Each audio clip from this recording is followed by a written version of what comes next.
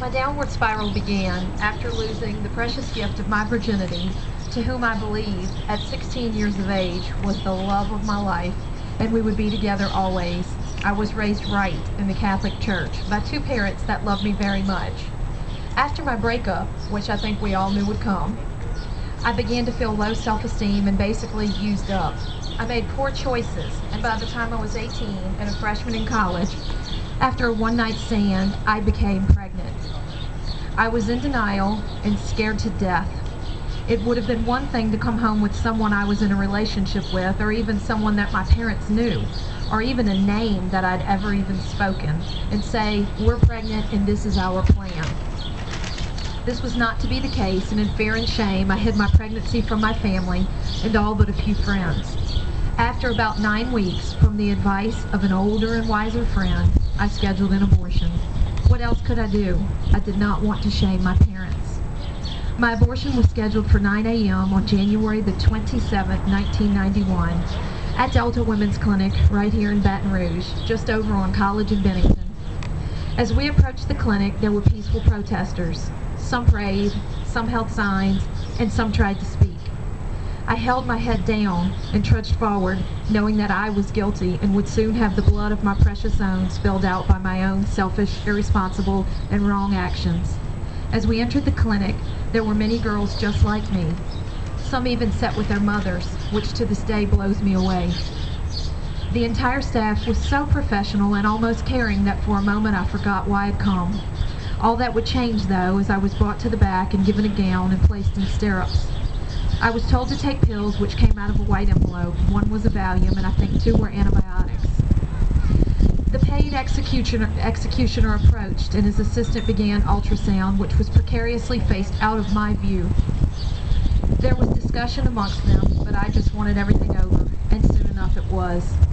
A deafening vacuum sound began, and I am told that it sounds empty, because that's what it is, except it's more than 20 times more powerful than a household vacuum. If the life inside me was not fighting to live, why then was such force necessary? I lay in shock and terror as I felt my baby and very soul being ripped from my body. I was given a sheet to clean up with and a sanitary napkin and envelope after care instructions. I was directed to a room with simple cots lying side by side. I remember white sheets and a scant blanket, hardly comforting, feeling much like a gurney resting in a morgue. I lay on my bed of shame and wept like I've never wept before over the loss of my first child, whose murder was sanctioned by my $400 cash. I wanted my mother and cried for her, which amazes me to this day, since she was the one person that I tried to protect in the hiding of this pregnancy. After my leading role in the killing of my child, I went back to life as usual. More partying, more sex, more alcohol, zero self-worth, failed out of school, and was as self-destructive as I could possibly be. Depression was my new best friend, and I would drink till I couldn't think. I revolved in and out of bad relationships and wound up pregnant again, which I believe subconsciously was my goal all along. I was having a baby, and I was keeping it. My pregnancy would be plagued by preterm labor due to scar tissue from previous abortions. For 16 weeks forward, I was hospitalized, followed by complete bed rest, and finally a C-section.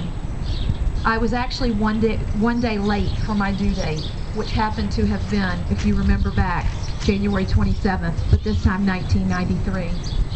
Proof that my Lord and Savior cherishes, loves, and forgives me. Until a year ago, I have lived in silence and shame and guilt, reliving every death date and projected birth date brought on by my 2 abortions. I continuously identify my loss, associating various ages and stages of life with what could have been. Since then, I have been blessed by a loving and accepting husband, and I have given birth to 2 more children, both of which were plagued by preterm labor, but were miraculously born term and healthy by C-section. I spent every moment of my pregnancies, though, afraid that something would happen to my babies in the womb because of what I had done. Some effects that stay with me are unusual fear of something happening to my children because of my bad decisions. Even after having received forgiveness, there are just still some ugly things that stay with you and haunt you in the night. I am aware that this is spiritual warfare, and I came prepared to do battle. I am a blessed and forgiven mother, woman, and wife.